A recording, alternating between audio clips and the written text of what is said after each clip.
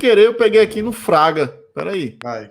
Atenção, ó. Saulo Mineiro tá indo por Yokohama e Yokohama.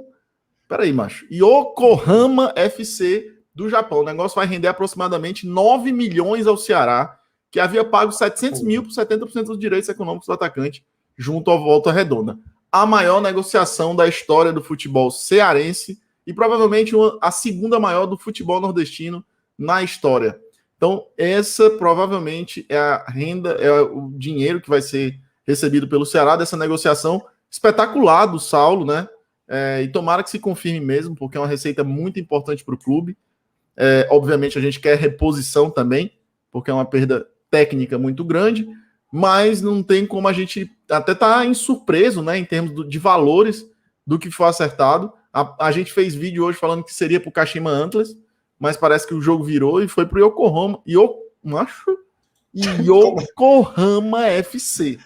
Saulo Mineiro está indo para o Yokohama do Japão, então. O negócio vai render aproximadamente 9 milhões. E podem esquecer Everaldo, tá, gente? Aquilo ali é só se o Ceará conseguisse negociar com outro time japonês lá, o Kashima Antlers. E eu acho que justamente encaixa, né? Se você parar para pensar nos 4 milhões mais o Everaldo, fazia algum sentido, né? Em termos financeiros. Mas 9 milhões, macho, é muita grana, não tem nem o que falar, assim. Vai fazer o quê? A maior negociação da história do futebol cearense, entendeu? Disparada a maior negociação. Então, cara, é isso, né? A informação tá aí. Jorge Nicola acabou de soltar, tá com 12 minutos que saiu essa informação. E o Jorge Nicola, para quem não sabe, né, em termos de notícia do Ceará, ele tem contato direto com o Robson. E o Robson tem canal aberto aí com o Jorge Nicola em termos de informação.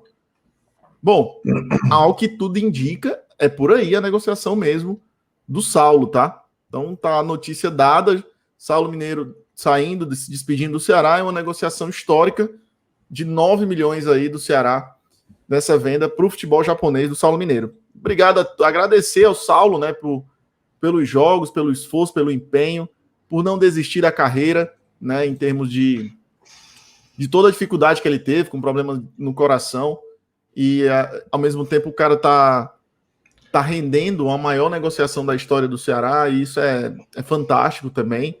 Obviamente que o momento do futebol do Ceará, que está tentando retomar um ritmo legal, para a gente vai fazer muita falta, mas a gente não pode olhar só para dentro de campo numa situação dessa, né? Que é um número que foge da curva totalmente de negociações históricas do futebol cearense. A gente vê o Ceará aportando uma negociação aí em um valor que a gente nunca tinha visto. É de uma maneira que nos deixa feliz, assim, triste e feliz, né? São os dois lados da moeda aí, e confirmada aí provavelmente a venda do Saulo por 9 milhões de reais.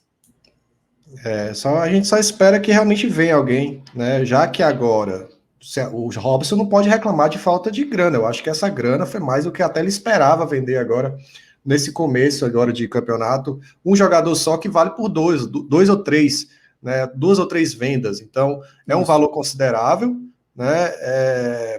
Torcer aí que agora eles vão para o mercado e tragam alguém realmente à altura, né? E que feche essa janelinha, né? Que a gente não perca mais nenhum jogador, que essa cobertura do Saulo não seja necessária. A gente está vendendo um Fernando Sobral, um Kelvin, um Clebão, porque o cobertor já está curto em termos de opções técnicas, principalmente no que a gente fala daquele cara que entra no segundo tempo para mudar a dinâmica do jogo. O cobertor já está curto. E a gente ainda perder jogadores nesse momento não é legal. Então, tomara que essa negociação seja suficiente para poder fechar temporariamente ou parcialmente o planejado de receita financeira do clube para o meio dessa temporada, né? Não precisar fazer algum tipo de movimento mais drástico em termos de venda de jogador no meio do campeonato, que é muito perigoso. E é muito preocupante do ponto de vista técnico e tático também, do rendimento do time dentro de campo. De um time que ainda não rendeu, acho que nem 40% da expectativa do torcedor. Estava começando a criar essa ideia de jogo de novo agora. E aí a gente perdeu o Saulo, que era o nosso principal atacante. Mas pela venda que foi, faz parte do negócio, né? São negócios, é business, não tem o que fazer. Mas a gente tem que olhar para frente, olhar para essa sequência de campeonato, agora sim o Saulo, provavelmente. E é isso, seguir em frente. E ao mesmo tempo, sabe, como o Douglas falou, precisa de reposição. O mercado também não pode se limitar só, não tem aqui no futebol brasileiro, eu não vou trazer lateral direito. Não tem zagueiro no futebol brasileiro, não vou trazer.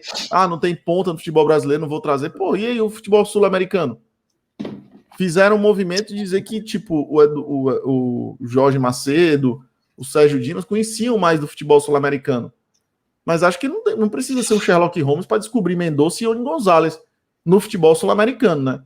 Eu acho que quando a gente diz que o cara conhece o futebol sul-americano é porque ele vai buscar aquele cara, sei lá, de um time da Universidade do Chile, não é nem da Universidade do Chile, de um time que está ali aspirando uma boa disputa no campeonato chileno, no campeonato paraguaio, no campeonato uruguaio, no próprio o campeonato equatoriano, que está muito disputado.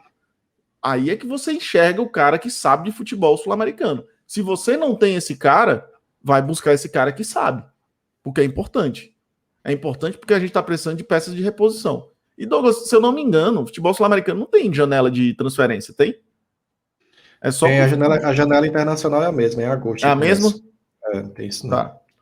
O Fortaleza parece estar contratando estrangeiro, mas ele só pode jogar em agosto. Até onde eu sei. Entendi. Então tem que esperar. Mas também faltam 23 dias, né? Tá chegando. É o cara chegar, treinar um pouquinho, já é a hora de contratar, é agora mesmo. Você anuncia, daqui que ele chegue, tem adaptação, tem que se mudar, tem que fazer a documentação é mais difícil, a documentação internacional, então tem que contratar é agora mesmo. Com certeza. E Douglas, só lembrando a galera que tá falando aqui, seguinte, Marcelo Girão tá pontuando que é a maior transação da história do futebol nordestino. Não é, tá? Não é. Tem jogadores que foram vendidos mais caros aí, o exemplo do Eric Ramírez, do Bahia para o próprio Bragantino, foi 14 milhões. Então, não é a maior transação da história do futebol nordestino, nem a pau, né?